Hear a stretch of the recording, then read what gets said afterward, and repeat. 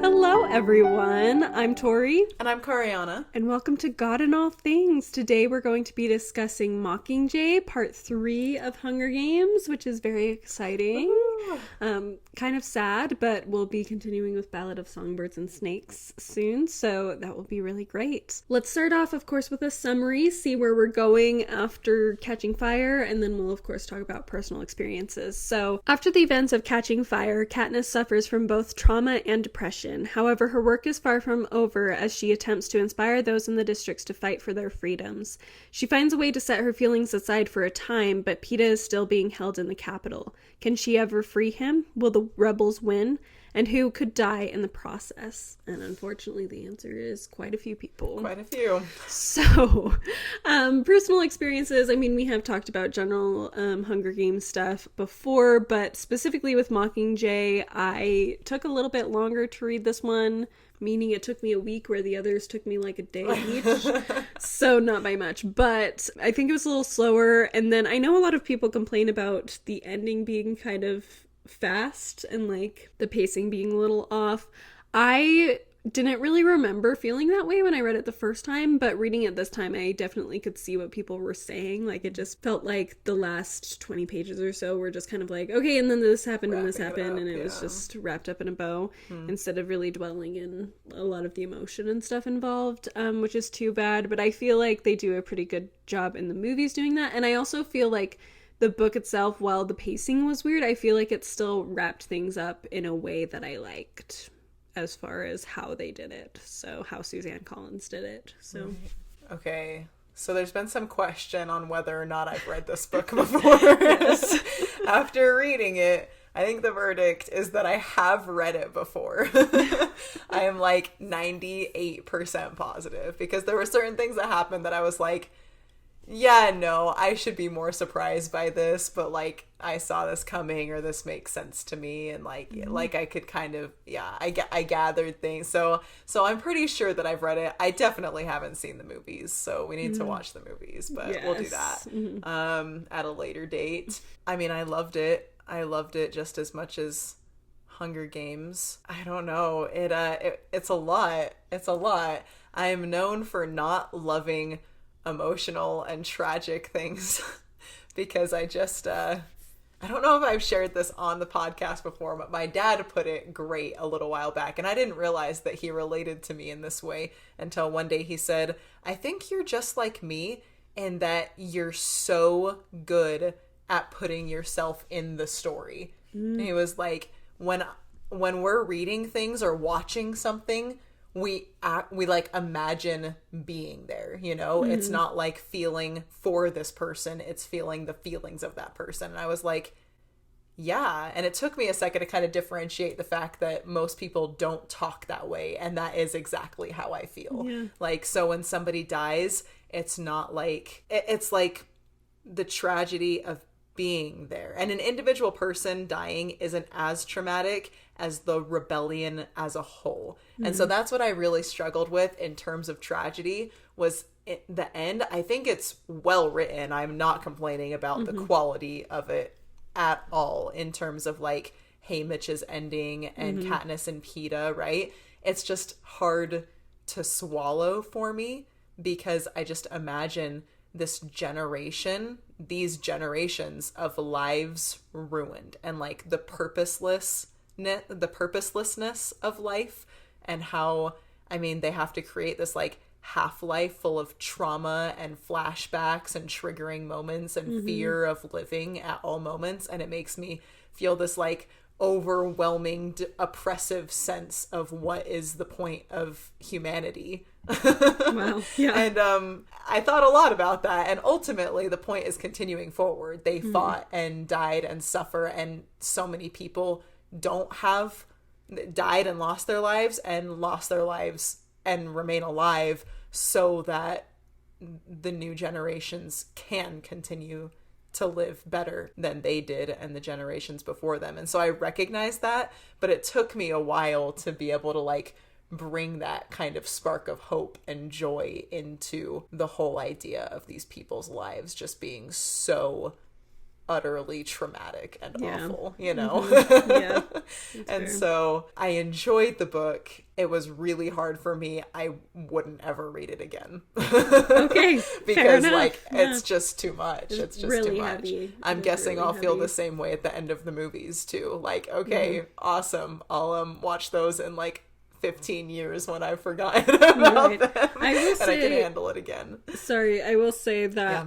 the movies make it feel a little lighter at the Okay. end. Okay. Yeah, It's it's a little not. happier. It's because I mean the books, it's her internal dialogue, and Right. so it's going to be what's exactly in her head, whereas the movies are able to show what's happening on the outside, which it explores that in the book, but like it's different when you're watching a movie and seeing them playing with their kids Right. and like being together And and that's being what happy I together. tried to imagine that in versus my head. But... hearing Katniss talk about, you know, like I still struggle so much, and like there's a little bit of a disconnect when she is talking about her family because Right. there's still that part of her that is lost to everything, and so when you're reading it from her perspective, you feel all of those emotions more than, whereas in the movie they can't convey that internal dialogue quite as well. Right. They do their best, and I think they do a good job making it clear like it's not over, but it doesn't feel as heavy Right. as it does in the book. Like when I was reading it, I was like, because I've seen the movies plenty, and so I remember them pretty well, and I remember being like, oh, this feels a lot more depressing in the book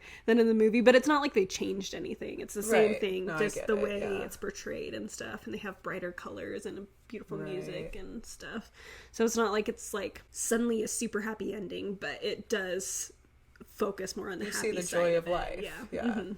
And that's what I ultimately had to imagine to myself to like move on and get over it a little bit, was like, no, they're struggling and life is hard, but they have kids and they have, you know, they're just living their lives the same way the rest of us do, and they deal with, you know, nightmares every night, but then she wakes up and gets to play with her children and go hunting and trade with Greasy Say. You know, there are people Yeah, who have lasted as well and who she does still have, and so that's kind of what I've used to like make it better. But it took me a while after finishing it to not just feel like this dull sense of heartbreak Gross, that hurt yeah. so bad that like my emotions were just trying to cover it up, which is why I didn't cry, probably, because it Fair. was just I think I A little reach bit a of point shock of almost. so much so much like trauma that my mind is like, no, we can't actually handle feeling all of this, like we just have to fair. like Yeah. bridge over it. Yeah. And there are a few stories in different types of media where that happens with, and it's really hard for me to enjoy them because I just can't feel any emotion about it. It's just like hurt and bad, you know. So, you know, as an author, I commend Suzanne Collins for creating a story so real and incredibly told to do something like that. I think of all the fiction books that I've read where war is involved, which admittedly isn't like a ton, but like I feel like she brings to life the reality of war very well in these books. There's like, no holds back, that's yeah, for sure. she's like, you know, it's just, I mean, the whole thing is anti-war, like it's against the violence and stuff, and so I think she does a great job of bringing that to life, of like the death, the loss, yes, which a lot of films and books bring to life, of course, but also the internal aspects of it she does really well with. So anyway, all that being said, our gospel principle, our light in the darkness, so to speak, and we've decided to talk about is the law of consecration. So I'll have Kariana introduce that a little bit to us. Yeah, just a short, sweet definition, mostly because I was like, I don't know what else to say. This is just the law of consecration. So we've been taught that the law of consecration is the giving of our time, talents, and everything else that the Lord has blessed us with to the building up of the kingdom of God on the earth. And I think in relation to this, a lot of what Katniss is doing is playing her part in building up a sort of Zion, a sort of not quite kingdom of God, obviously, because it's not being run by God. Right. It's still Zion, men, for but sure. an idea of Zion where everybody's treated equally and kindly and with respect and are given what they need to live and all of that. And so it will be really interesting to discuss this. I was mentioning to Kariana earlier that I feel like Katniss has a lot of moments where she shows consecration, and a lot of other characters do too, but she's not constantly living the law of consecration. She just has moments of it, which I think is just very realistic. Like, we're never going to be in a position where we are constantly living the law of consecration, because we're just imperfect beings, and we're going to be focused on things we shouldn't be focused on. We're going to be focused more internally than we should be in order to be consecrated, and that's perfectly normal. What we want, though, is to increase the amount of moments that we're living that law better and better. So let's get right into this. So we start off with Katniss wandering around District 12. So if we remember from the end of the last book, the Capitol sent in hovercrafts and bombed District 12, just completely obliterated it, and so Katniss is seeing it for the first time, and during this walk around she's filling the reader in on everything that's kind of happened and where her mind's at right now. A lot of that being that she is being asked to be the Mockingjay, being asked to be the face of this rebellion, but she's still struggling a lot with the fact that Peeta is in the Capitol and is trapped, and who knows what's happening to him. But it's not going to be anything good, for sure. One thing she says that I think is very telling about where her mindset is at the beginning of this, well, first she says, "Still I hate them," meaning the authorities of 13, but of course I hate almost everybody now, myself more than anyone. She's just really struggling with everything that's happened for obvious reasons. It's very traumatic. And she's sitting there contemplating what exactly she's going to do. She even says out loud, "What am I going to do?" She says or thinks, "The symbol of the revolution, the Mockingjay, it isn't enough what I've done in the past, defying the Capitol in the games, providing a rallying point. I must now become the actual leader, the face, the voice, the embodiment of the revolution. All I have to do is play my part."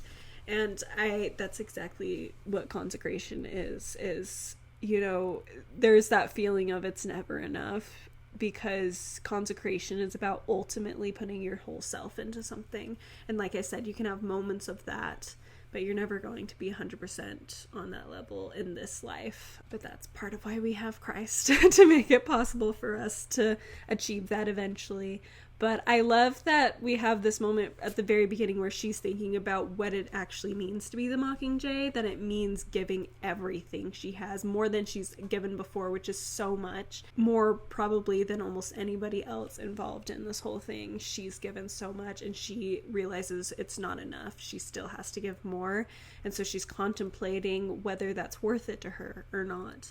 And I think the reasons why she does it, and throughout the book it kind of changes back and forth between different reasons, that's what means the law of consecration. That's what showcases that she's living it, is dependent on why she's doing these things. I don't know if that made sense.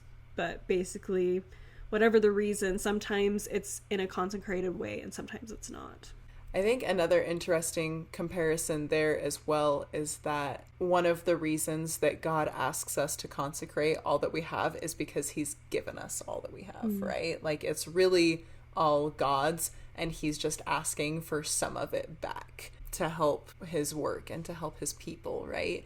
And I think you can make a comparison there with Katniss' situation, where the rebellion has gotten her out of the games, right? They've rescued her, and without the rebellion, like, what else is she gonna go do, you know? Yeah. Like, she's just true. Stuck living in a Capitol run world, and now, I mean, she doesn't have the option to just run away and disappear in the woods like she did before. Like, Snow won't let that happen, right? Like, she lives in a Capitol run world, and so the rebellion is the only direction that she can take to receive everything. And so it's almost, and we do this all the time, where, I mean, even just with paying tithing, it's so hard to pay that 10%, even though, like, in my heart and soul, I know that God is the reason I've been blessed with all of the finances that I do have, right? And for her, she's struggling, being willing to play this part, to be a piece in their game, even though, like, they're the reason she's in it, and they're the only hope that she has to win it, right? And so it's kind of an interesting comparison there, where like we can understand that difficulty of it being difficult, of it being so hard to give things up that aren't actually ours. That's a good point, and very true. So after this great reflective scene, we end up having her go back to District 13 and just get a feel for how it is there. And one of the first things we see there is PETA shows up on an interview with Caesar Flickerman, which is so sad. He looks fine, relatively, and he's basically telling them to have a ceasefire. Everybody's like, oh, traitor, like, how dare he say that? And they decide it's probably because he made some sort of deal, or it's probably to protect Katniss more than even himself, because that's just who PETA is. That's what he does. And law of sacrifice still showing up here. But he calls for a ceasefire, and so this makes Katniss think, well, what's going to happen to PETA even if we do win? Because everybody thinks he's a traitor, and he could be executed. He could have something terrible happen to him, and so could the other victors that are being held by the Capitol. And so she ends up deciding to be the Mockingjay, but she does make some conditions. And I think this is one of the moments where earlier I mentioned some quotes about her kind of being like, no, you know what, I need to do this because I need to give everything to this revolution for it to succeed. And she actually talks to Prim and Prim says, are you doing it because you feel forced to, or are you doing it because you want to? And Katniss is like, both, I guess. But then she's like, no, I need to do it. I want to do it because this rebellion needs to win. It needs to be successful. And so we see a bit of that selflessness. But then, she starts making demands on District 13, which frankly she has every right to do. It's not necessarily wrong, but it does show less of a perfect consecration because she's kind of doing it for these other reasons that are a little more personal. Right. She's wanting her sister to keep her cat, and she's wanting to give a reprieve to PETA and the other victors, and so there's still a level of consecration that's lacking because it's not just for the revolution anymore. It's also to protect her loved ones, which you could also give the argument, though, that she's consecrated to her family. Yeah. And then that's another argument. But I would say she is consecrated to a good cause in general. Yeah, I love that it's still all out of love. All of her demands, none of them are like really actually selfish. There's like a level of selfishness because she cares about these people, but like the cat, that is wholly unselfish, right? She hates the cat. And then she says like PETA and Joanna, I don't know how you say her name. Joanna. And then she includes Inabaria, and she's like, I don't even really like Inabaria, but like, you know, she's a victor and the Capitol has her, so like that can't be good, right? Yes. And it's so there's definitely like a level of love and selflessness to those demands as well. But I will say with it, before we move forward, there's this great definition of consecration that is given by Elder Bednar in 1999 to BYU, Idaho. In a talk, he says, the word consecrate means to develop and dedicate to a sacred purpose. Sacrifice is what I will offer, surrender, yield, or give up. Consecration, on the other hand, is to fully develop and dedicate to a sacred purpose. Our pledge is, I will give me and all that I can become, and I will live for the gospel of Jesus Christ, which is a very deep dedication, which I think Katniss just doesn't quite meet, at least when it comes to the revolution. She's not quite to the point of being like, no, I'm giving everything I am to this. I'm developing this solely for this cause. It's more of a like, I'm developing this, I mean, it will help the cause and I want to do that, but also I want to save the people I love personally, like personal friends and family. So it's just, she's very interesting in the way that she has that consecration and is, like I said, she has moments where she's really dedicated to the cause and other moments where she's still just thinking about survival. I almost wonder here, though. Yeah, no, go ahead. I'm like seeking the deep, you know, every parable falls apart eventually, but I'm like, how far can we push this metaphor? The Church of Jesus Christ of Latter-day Saints is a huge blessing in my life, right? And I love it. And I want to be the person who dedicates myself and everything that I am and have to it. However, it's not necessarily eternal, right? The church itself. Yeah. Like, it's just a means to an end, ultimately, right? We're okay with that. Yes. So the ultimate goal is salvation and exaltation for anyone who can reach that, right? And the church is how we accomplish that. So we're asked to give everything that we are to the church in order to build that kingdom so that people can be exalted.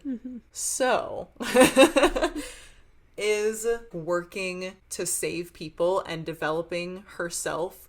She develops into an amazing soldier. She develops into a strong and fierce face of the rebellion for the sake of the rebellion, so that she can save herself and others, theoretically. I don't think she actually wants to save herself, but that's beside the point. Yes, especially as time goes on, Yeah. But do you see what I'm saying? Yeah. Like, I don't know, maybe she's more consecrated. Maybe it's not taking away from her consecration, the fact that she has the goal of saving so many people, because it also turns into bigger than just her family, right? She throws herself in front of the soldier from District 2 in order to save everyone, because she's just watching these people die in this mountain exploding, and she's horrified by it. Like, she wants to save as many people on both sides as possible. So yeah, that's my food for thought. No, yeah, I like that. Yeah, that's a good point. And even as I've been talking, I'm like, I don't know, you can just twist it in different ways. For sure. Which is why the gospel's great, because it's much simpler. Yes. And it's all God. So that helps. But yes, that's a good so the rebellion point. can it's like a means to an end. Like, the staying in rebellion isn't the goal, right? Yeah. The goal is to use the rebellion to save people. Yeah. Yeah. So that's a good point. No, I don't know. There you go. Yeah, love that. So I guess moving on, I don't really know a good way to transition. That's fine. That was just phenomenal commentary. I'm like, well, anyway, back into the plot. So we see this. She decides to be the Mockingjay, makes this deal. We next see that for some reason the District 13 decided to imprison her team and not treat them very well, her prep team. Which is awful. This scene is not in the movies, and I was like, oh really? Oh my gosh, what the heck? I feel shook. Like they deserve that. And so yeah, it was really sad, because I love how Katniss treats it. She's like, she's learned in previous books, and we've talked about it, where she's like, they're just as much victims as we are. They're just kept in a different kind of ignorance. Yeah. But they're also suffering from all of this, and they don't understand. And it's interesting because she's like, I bet Coin thought she was doing me a favor, because these people have been putting her up to be slaughtered. Like, it's been like a weird experience for sure, but like, they are just basically like children. Like, they're just not capable of well, they are capable, but they just don't understand. They're not in a position to understand. And so to Katniss, she's like, no. Whereas Gale is like, why do you care? Like, what the heck? And she's like, because they're still people, and like, they're actually really good people. They just don't understand. It's easy when you see violence on a screen and it's happening to someone else to separate it from you, especially if you're seeing it a lot from the time you're little. Right, just being raised that this is how the world works. Like, most of us would be. I love that she thinks about that fact, that she's like, I would be walking around talking in the capital accent and about boas and fashion, caring about seemingly shallow things. She can recognize that if she had been raised in the different conditions, she would be exactly the same, which is true of most of us. Yes. So yeah, it's a good moment for her, for sure. So then we end up going into, she's starting to film some propaganda, and it starts off with deciding to try to have her act, which does not go well at all, to say the least. As we know, Katniss is not an actress. Honestly, I think she's probably done decent enough, but in this case, it's just really not working. They give her lines of inspiration and record it, and she just is really stiff and does not do well. And they Haymitch discusses with a group of people, like, what has she done that actually moved you? And it all had to do with things she just chose to do. Things like choosing Rue as an ally, or making Peta drugging him to drugging go get Peta, medicine. yeah, drugging Peta in order to go get the medicine for him, things like that, things that just show her heart.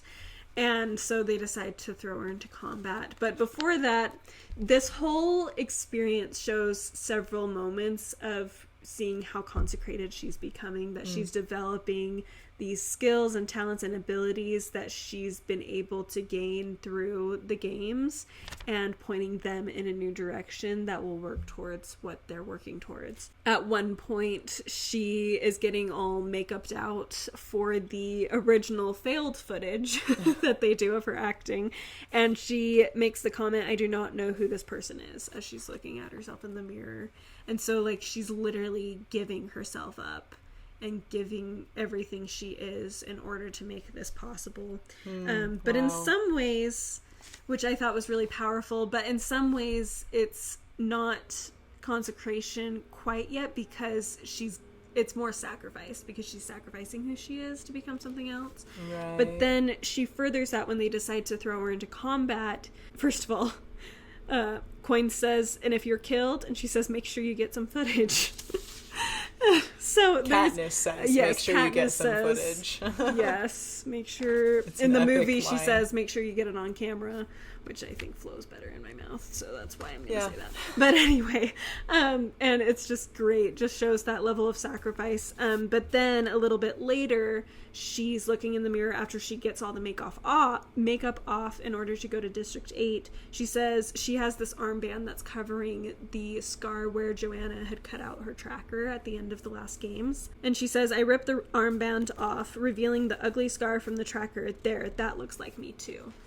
And so she is now really giving herself, like, she's willing to show off this nasty scar and recognize that that's part of who she is now, and she's giving that as motivation, something to look to for the rebellion, which I think was really interesting, seeing that transition of, like, it's all consecration and sacrifice, but it's just kind of different levels of both throughout, that she's kind of switching back and forth between based on what's being asked of her, which I don't know, I just had never thought of, like, sacrifice and consecration being both needed, and sometimes you do them at the same time, but sometimes you may need to lean into more one than the other. Yeah. No, I love that you brought up that distinction here at the beginning, because that's, like, a really vital nuance that I, at least, have never actually thought about. You know, consecration for me has always just been like, oh yeah, like, giving whatever I have, but I haven't thought of it in terms of developing and growing to help and aid and give, you know, and not necessarily sacrificing as much as there's a level of sacrifice involved, I guess, but it's almost, like I said, you kind of do both at the same time a lot of the time, because you sacrifice your time and talent, you sacrifice your time in order to dedicate your talents, right? Or but sacrifice is a little more physical a lot of the time, but anyway. Yeah. But it kind of opens up room for a little bit more selfishness, or, you know, hopefully not intentional selfishness, but just inherent, because if I have a talent for something that I enjoy doing and that I love, then it kind of gives room to give my time to doing something that I love and appreciate and learn and grow personally and become better for myself, to be able to aid a cause that's also important to me, you know? And that's just, it makes it a really, really cool principle, because sacrifice, I think, toughens us up and does a lot for us, and consecration is almost like God giving us the space to kind of do what we want a little bit, as long as we can use that to further his purposes. And as long as that's our purpose behind us. Yes, Like, the there's always consecration intention. is like, your intention is focused outward, but it is an internal self development. Yeah. But it's for the purpose of outward needs of other people. Right. So it's very interesting. Yeah. It's really, really, just makes my appreciation for consecration grow a little bit, because I think it's something that's definitely looked down on, especially by people outside of the church. It's like I've never thought of it in like such a positive and helpful and like exciting light before. Yeah, it is exciting because then you realize that it's the process of becoming, like, everything you are is dedicated to God.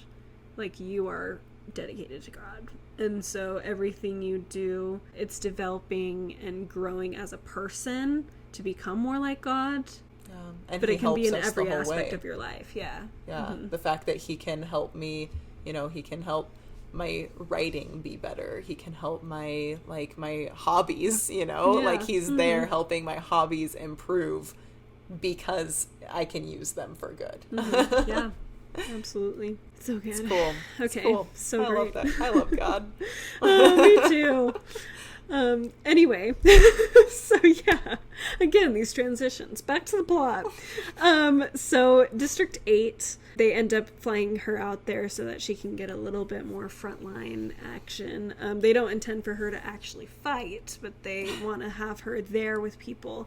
And so we have this great scene where she goes to the makeshift hospital they've made there, and everybody is just so excited to see her. And it's so beautiful because she is having a trauma moment in this hospital. PTSD severely, like she's kind of blacked out a little bit, and she talks about like everything goes blurry and she feels like she's gonna throw up, and it's a mix of the grossness, but it's definitely a level of like she's having a trauma episode that's really hitting her, but she's like fighting through it in order to give these people a good view of her and help her to feel better and helping them to feel better and allowing them to feel her support despite the fact that she's literally in the middle of a trauma episode doing this, having PTSD severely right now.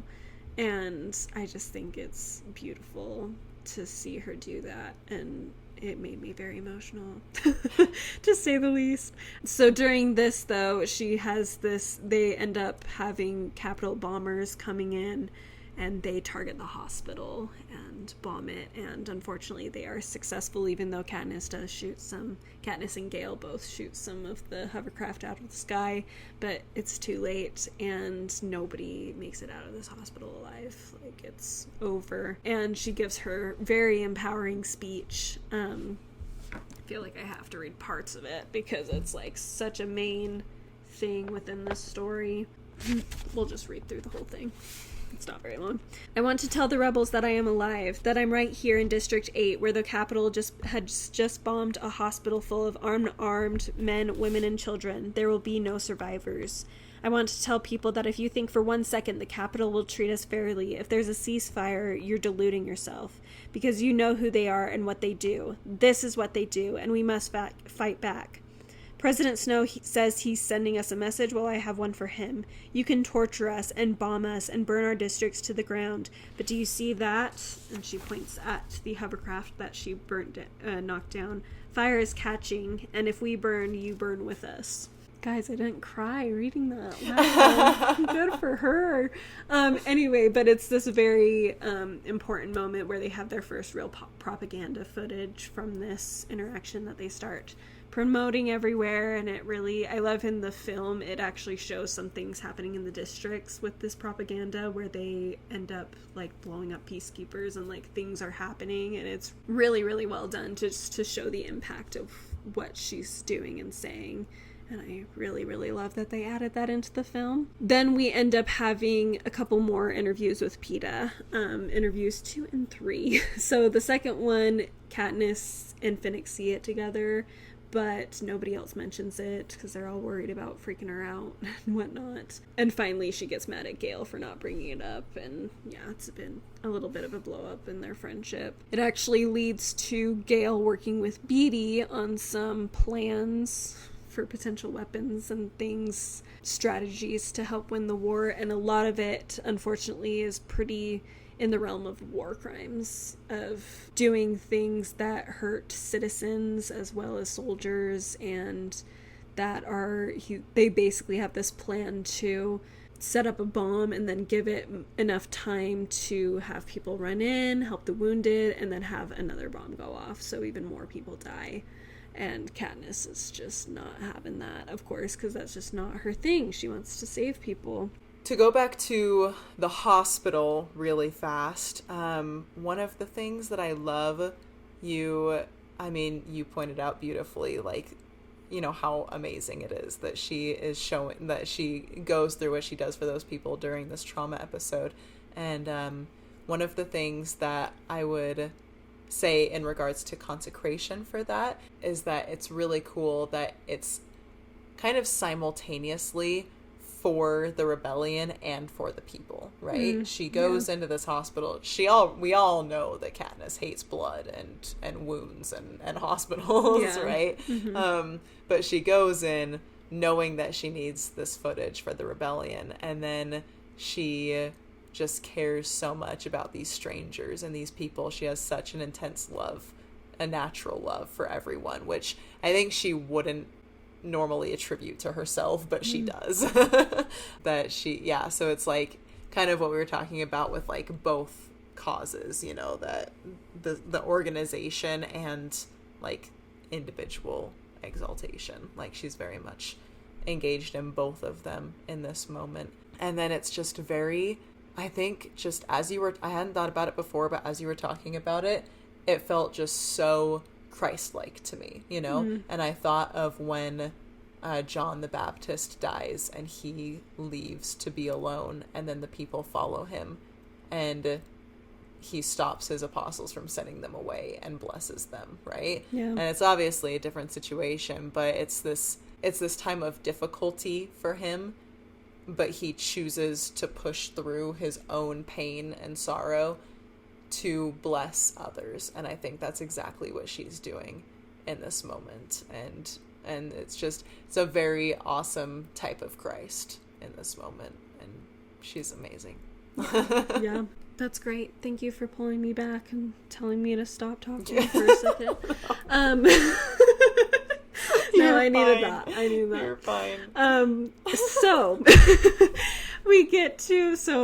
fast forwarding again, we get to the third interview with Peeta, and in this one, I mean, he looks awful, and they know that something horrible is happening to him, but in it, they end up showing some of the propaganda of her walking around District 12, the ruins, I guess, of District 12, and singing. And in it, he ends up forcing himself to say, all of you in 13, you're all going to die by morning. And then we see it cut out, and Katniss points out that you see his blood on the floor as the guards start hitting Peeta in this footage, and then it goes away, and everybody's like, what the heck? What do we do with this? Like, what does that mean?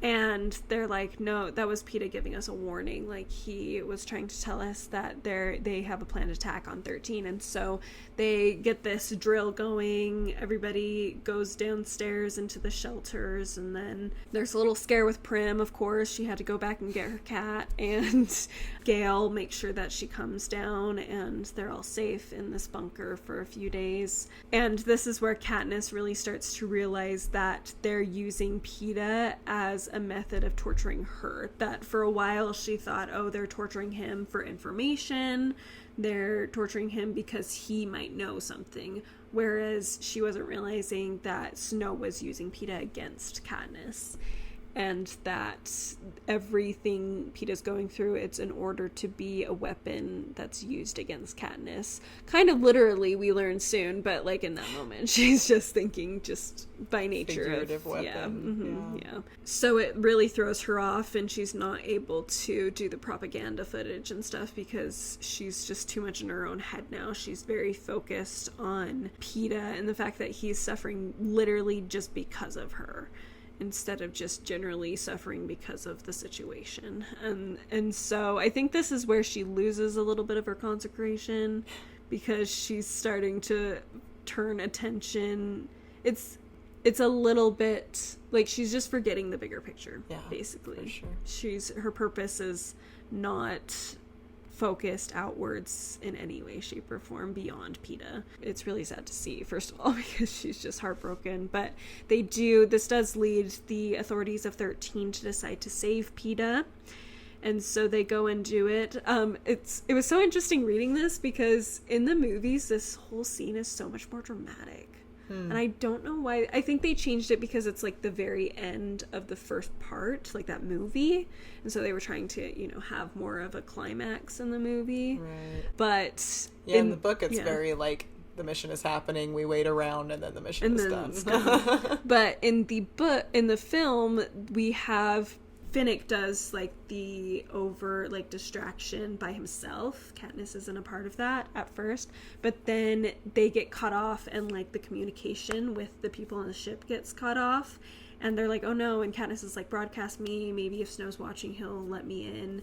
And so she gets on and she actually talks to President Snow.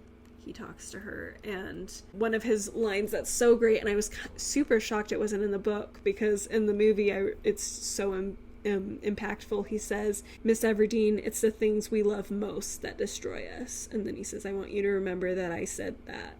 And then he's like, don't you think I know that your friends are in the tribute center? And so they're like, wait, what? He knows? And then they're cut off. They can't get in contact. And then all of a sudden they show up and they're like, what the heck? And Gail's like, all of their weapons were back on and were right on us, and we flew straight past them. So you really get the sense something's wrong. But it's not until she walks up to Peeta and then Peeta attacks her that you're like, oh, okay. So I feel like it builds suspense a little bit more in some ways that way.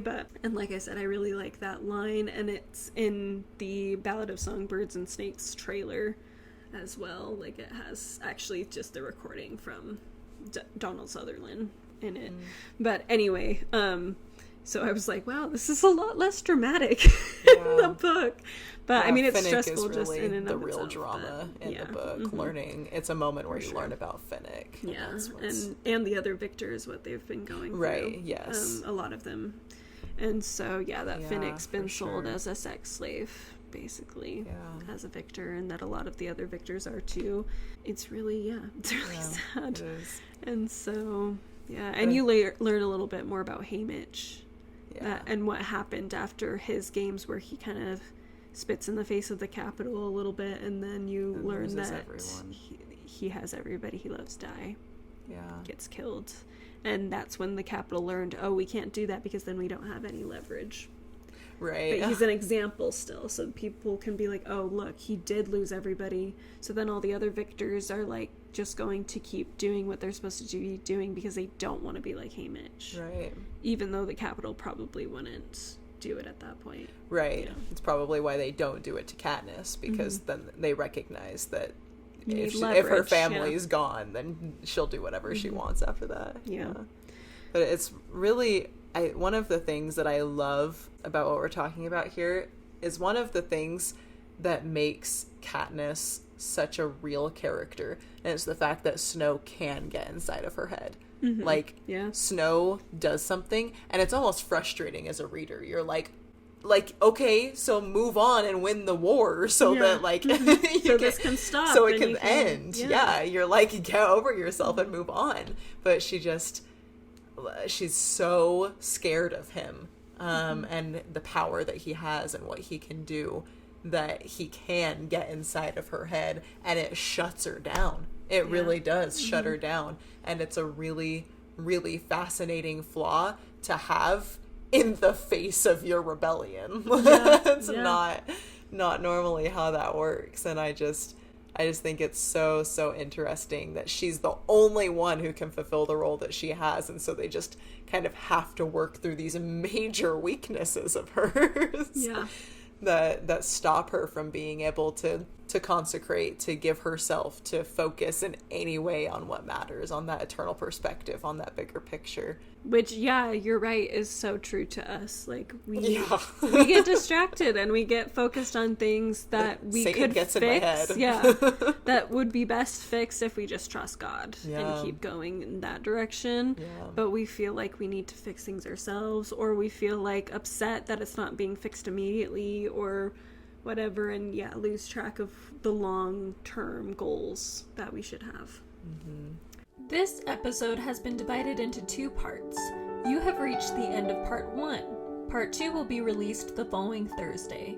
We hope you enjoyed the first half of our discussion. Be sure to follow us on Instagram at God in All Things Podcast.